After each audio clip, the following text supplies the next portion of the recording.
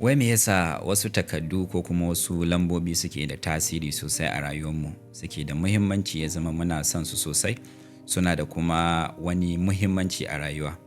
Wannan ina magana ne akan kuɗi kenan. Jama'a assalamu alaikum wa rahmatullahi wa barakatuh.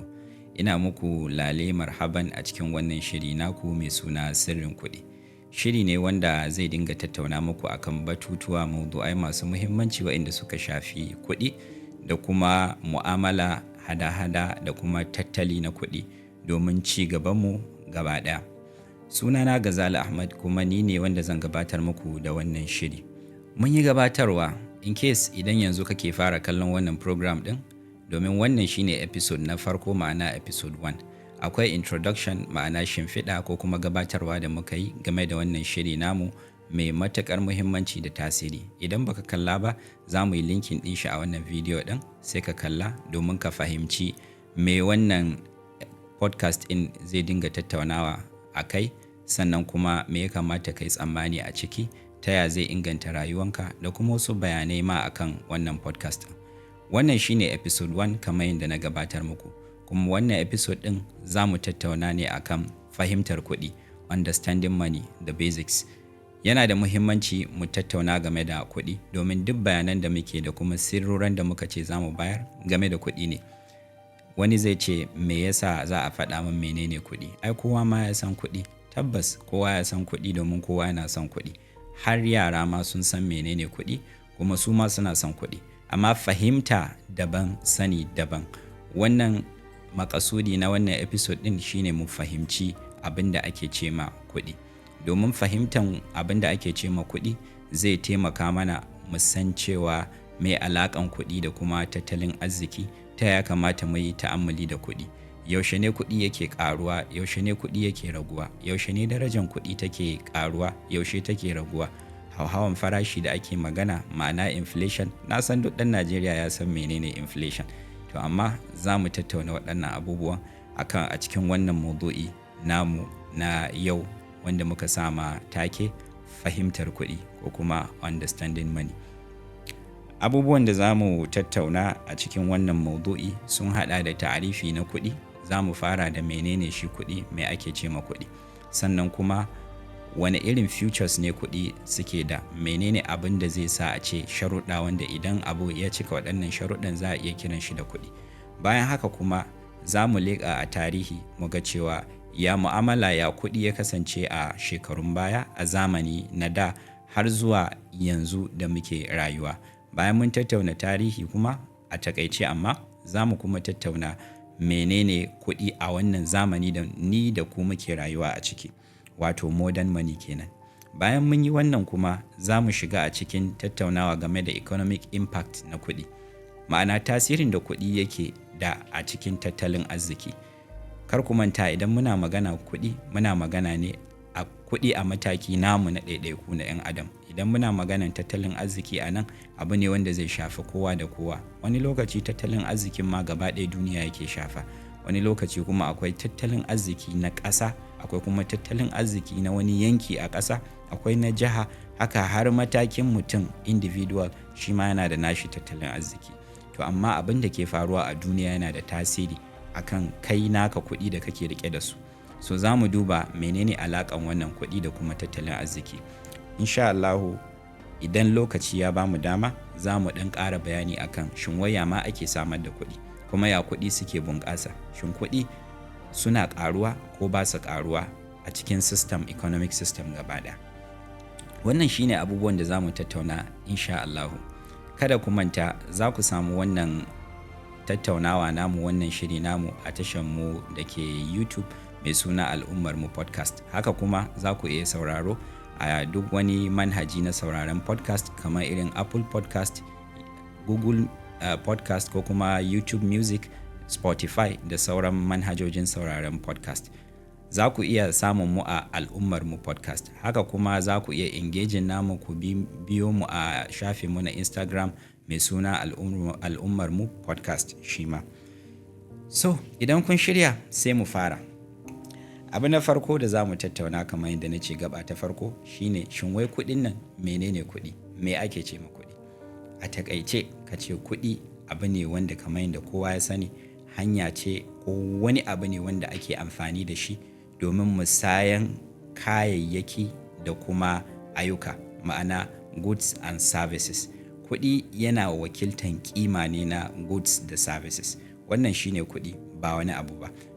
Duk abin da za a yi amfani da shi a ce an yi musaya domin a samu, ni kana da kaya ina buƙatan kayanka, ko kana da wani aiki da za ka iya yi min ina buƙatan aikin nan da za ka yi min, to abin da zan yi amfani da shi wurin in baka a matsayin na biya ka don ka gabatar min da wannan aikin naka, ko kuma ka hannunta min wannan kayan naka da na gani ina so, shine abin da ake ce ma kuɗi.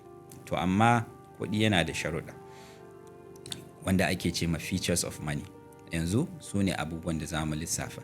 Da farko dai abin da ake ce ma kuɗi, dole kuɗi kafin a kira shi da kuɗi sai ya zama cewa abu ne wanda yana wakiltan value, yana da value, yana da kima.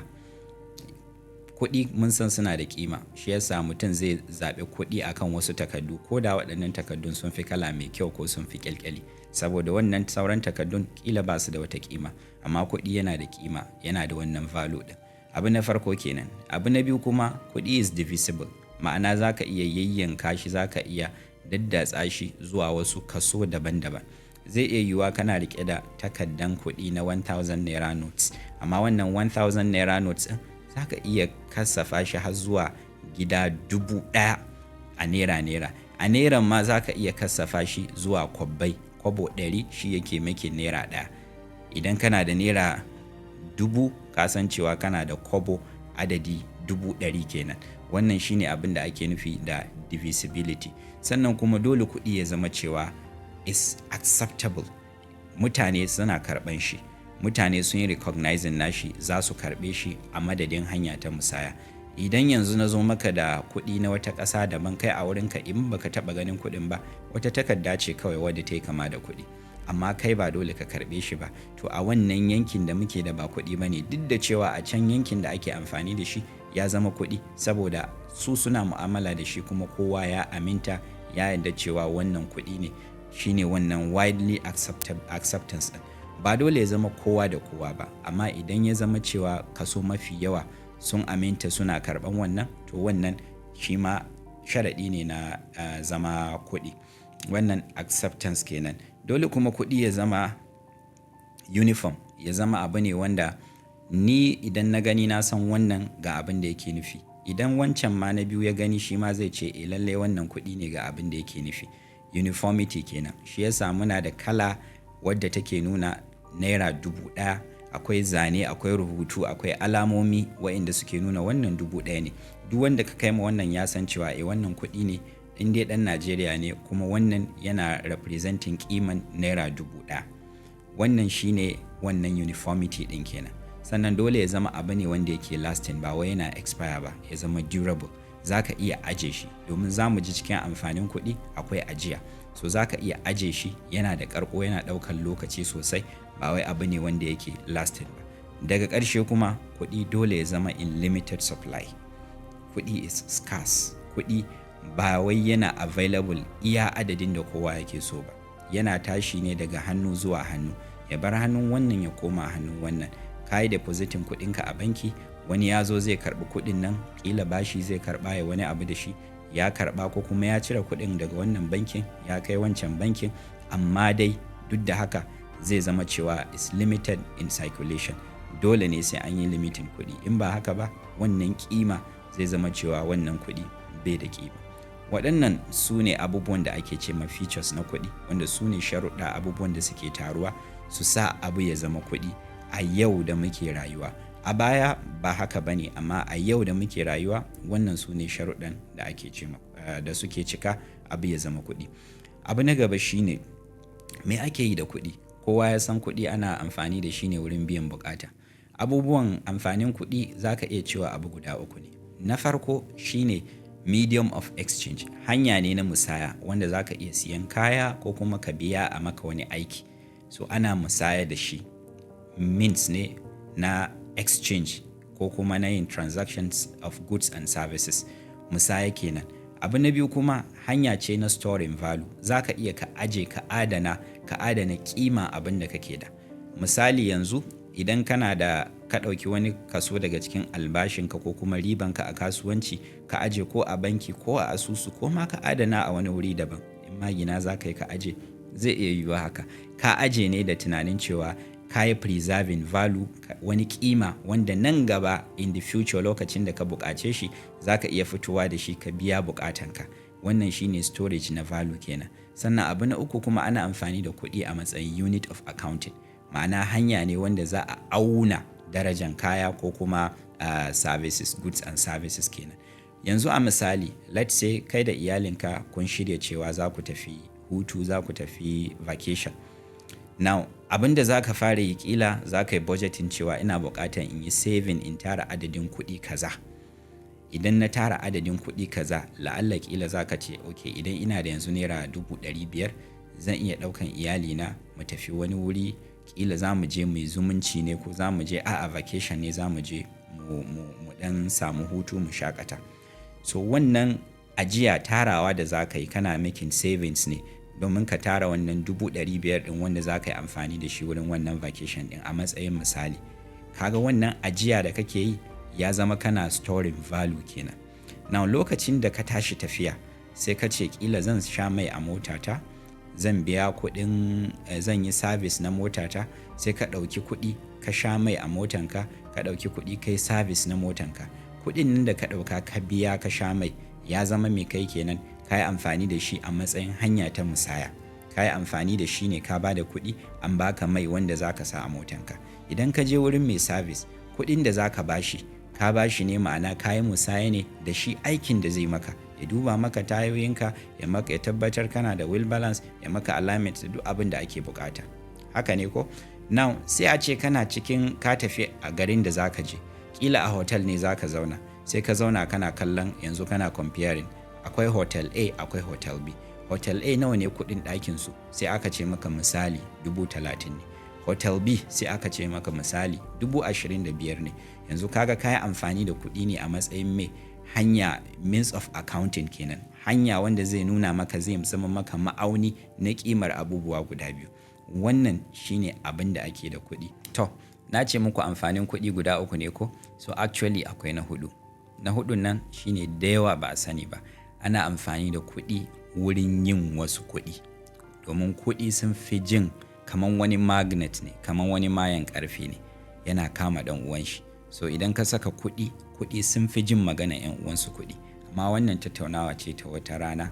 A yanzu sai mu takaito a waɗannan abubuwan guda uku, wa'inda muka ce ana amfani as means of exchange, medium of exchange, ana amfani da shi a matsayin means of accounting da kuma storage of value. Mu takaito a waɗannan guda uku.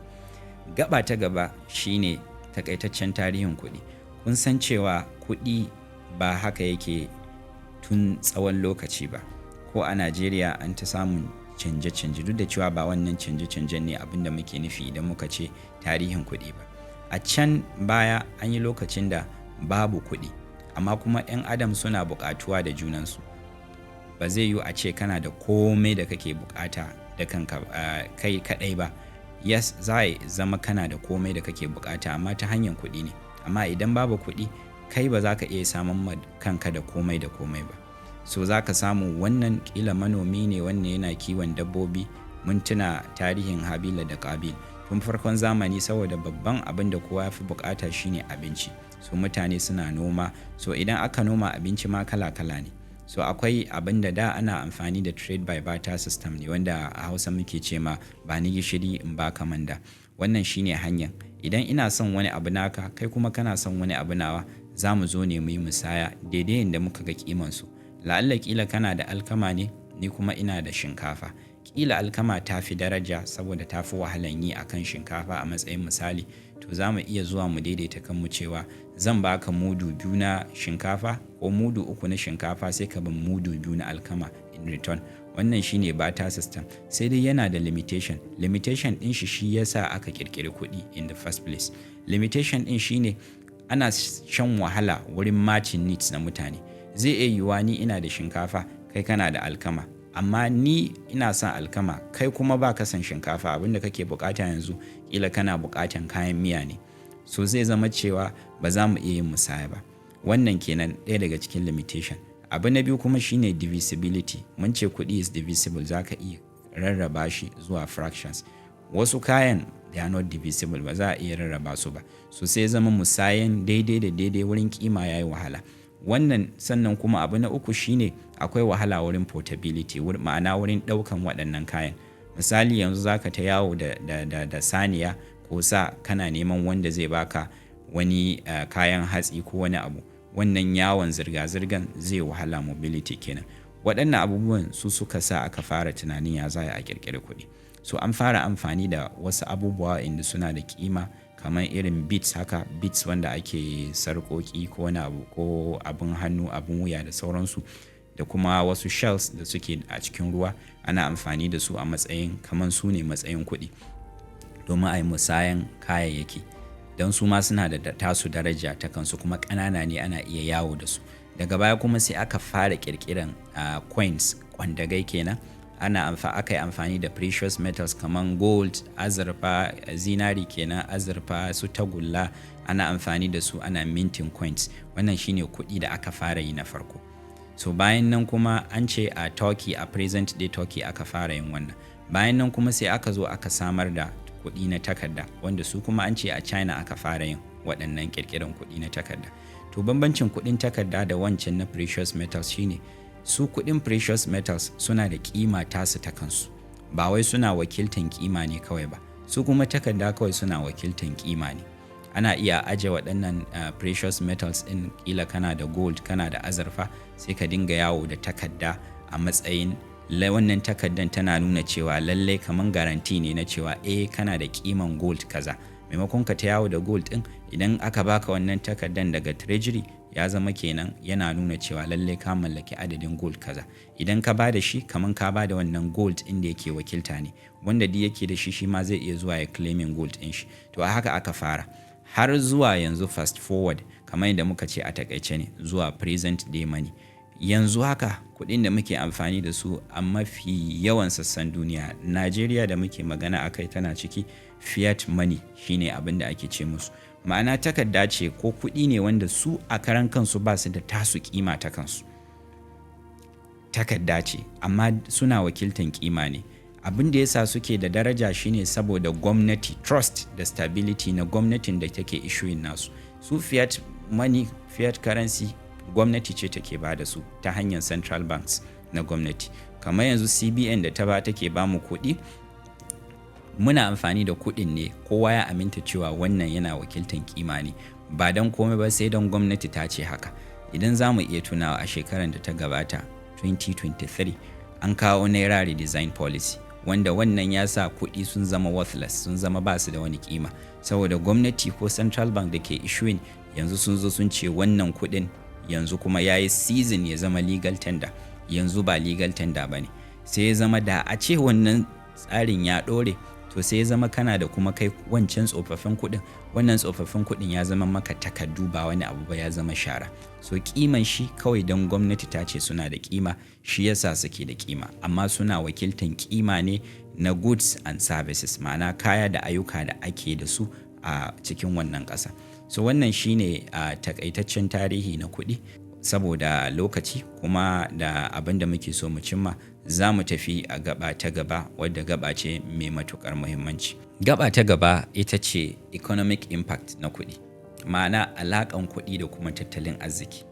Kamar yadda muka ce yanzu haka muna amfani da fiat currency ne, wanda shine system namu, central banks su suke controlling. So akwai hanyoyi daban-daban da kuɗi suke taɓa tattalin arziki, ko kuma tattalin arziki ya zama ya taɓa kuɗi. Misali, idan kuɗi ya yi yawa, akwai oversupply na kuɗi, ana samun abin da ake ce ma inflation. Kuɗin nan suna rage daraja domin kaya suna farashinsu yana hauhawa, saboda idan akwai kuɗi da yawa zai fi kiman kayan da ake da shi a ƙasa, zai zama cewa purchasing power, initially mutane suna da kuɗi a hannunsu, so za su iya su zo su sai kaya, kuɗi ya fi kaya yawa, dole ya zama cewa kiman kuɗi ya rage. So akwai inda central banks suke regulating waɗannan, suna amfani da tools da ɗan dama haka, amma wanda aka fi amfani da shi shine monetary policy, wanda monetary policy nan shi yake setting abin da ake interest rate na ƙasa, lending rate kenan, domin idan interest rate ya yi sama to yana sa circulation na kuɗi ya ragu. Idan circulation na kuɗi ya ragu, farashin kaya yana ɗan sauka compared to a ce akwai circulation na kuɗi da yawa. So idan ana son kuɗi kaya su ɗan ƙara, kuɗi ya ɗan ƙara daraja, farashi ya ɗan daidaitu, so abin da gwamnati take yi ta hanyar central bank sai su ƙara monetary rate nasu, sai su ƙara wannan interest rate. Idan suka ƙara interest rate, aron kuɗi yana yin wahala wurin mutane, domin banki rate inda za su ba mutum aro zai ƙaru, sai ya zama kuɗi sun ƙara tsada, so mutane ba su ari kuɗi da yawa ba, sai ya zama kuɗi circulation na kuɗi ya ragu. Idan circulation na kuɗi ya ragu, yana taɓa tattalin arziki ma yana raguwa ne, amma kuma inflation na kuɗi, ma'ana daraja na kuɗi shi kuma yana ɗan ƙaruwa ne. So haka kuma idan ya zama cewa tattalin arziki ya zama very slow, ya zama stagnant, baya tafiya yadda ya kamata, babban banki na ƙasa central bank kenan sai su rage wannan interest rate ɗin. Idan suka rage interest rate ɗin nan, zai taimaka wurin haɓaka circulation na kuɗi. Idan kuma kuɗi suna circulating, zai zama cewa tattalin arziki ana kashe kuɗi kenan, kuɗi suna moving daga hannu zuwa hannu, zai zama ana creating value da wannan kuɗin. To amma shi kuma negative consequence nashi shine inflation yana ƙaruwa. So wannan haƙƙi ne na bankin Najeriya, suna daidaita ya za a yi a wannan lokacin me aka fi bukata, ci gaban tattalin arzikin ko ko a'a dawo da darajar kuɗi. Akwai inda kuma za su ta ƙoƙarin ganin cewa sun daidaita waɗannan abubuwa guda biyu, yanda rate in inflation zai ragu while shi kuma tattalin arziki yana growing ko da kaɗan ne. So wannan shine babban alaƙan da ke tattare da kuɗi da kuma tattalin arziki. So amfanin sanin wannan shine za ka san cewa yaushe ya kamata ka riƙe kuɗi, yaushe ya kamata kuma ka bada kuɗi, domin akwai lokacin da idan ka aje kuɗi baka yi wani amfani da su ba, darajar su zai ragu. Idan kuɗi da zai iya sai maka abu kima kaza, yanzu wannan kuɗin sai ka lunka irin shi, ko kuma 1/2 wannan kuɗi ne za ka iya samun equivalent na abin da zai iya yi maka. So akwai lokacin da ya fi kyau ka sai abubuwan da kake bukata masu amfani don ka riƙe kuɗi. Akwai kuma lokacin da riƙe kuɗi ya fi muhimmanci bisa ga siyan abin da za ka siya. Kada ku damu, wannan shimfiɗa ce, gabatarwa ce kawai. Idan lokaci ya ci gaba da tafiya, insha Allah duk za mu yi fashin baki akan waɗannan abubuwan. Kawai dai muna so ya zama cewa muna da basic fahimta game da concept na kuɗi, muna da kuma basic fahimta na tattalin arziki, alaƙan tattalin arziki da kuɗi, domin idan mun ci gaba da tafiya mun yi nisa a cikin shirin, ya zama cewa za mu iya fahimtar abubuwan da ake faɗa a sauƙaƙe insha Allahu. So wannan ita shi ya kawo mu ƙarshen gaba na alaƙan da ke tsakanin tattalin arziki da kuɗi. Gaban mu ta gaba, wadda insha Allah da ita za mu rufe wannan shiri, shine shin wai kuɗin nan ya ake ƙirƙiran su, suna ƙaruwa ne, ya suke ƙaruwa, ko kuma ya suke raguwa a cikin economy, a tattalin arziki na ƙasa. Na'am, su kuɗi kamar yadda muka ce suna wakiltan value ne, suna wakiltan kima ne na kaya da kuma ayyuka. Yanzu misali, idan yanzu mu ce banki ne, yanzu akwai kuɗi a banki, na kai 10,000 na a banki, sai kai kuma kana buƙatan 10,000, let's say kana buƙatan 7,000 domin ka yi maybe gina gida wanda kake so ka bayar haya, kana son wannan kuɗin, sai ka je wurin banki ka ce banki su siya maka gida na 7,000. Idan banki suka siya maka gida na 7,000, su kuma za su ɗora nasu riba a kai. In kuma banki ne da ke dealing da interest, wanda ba abin da muke tattaunawa a nan kenan ba, mun san ya saba ma ka'ida na shari'a, so za su ɗora nasu interest su baka kuɗi ka je ka yi hidiman gabanka. Now idan ka ɗauki wannan 7,000 ɗin, idan ka je za ka siya kayan aiki, kayan gini, za ka biya ma'aikata, wannan shi zai sa ginin ka ya tsayu, ya zama ka samu abin da kake so. To za ka biya wannan 7,000 ɗin, za ka kashe su. Idan ka kashe su, za su je hannun mutane daban-daban. Idan suka je hannun shi mai maka aiki, ya karbi nashi kaso, masu sai da kaya suka karbi nasu kaso, su ma la'alla za su mai da wannan kuɗin banki ne. Yanzu ka ga 7,000 da ka karɓo daga banki, ta fito daga banki ta bar hannunka ta koma hannun wasu mutane, amma su ma kuma kuɗin ƙila ya koma banki, in ma bai koma banki ba akwai dai wannan 7,000 ɗin tana nan a hannunsu. Kai kuma yanzu bayan akwai 7,000 kuma yanzu akwai gida, ga gida kuma ka gina wanda ƙila ƙiman gidan zai kai 10,000. To wannan 10,000 ka yi amfani da kuɗi ne wurin creating value, wurin samar da wani sabon abu.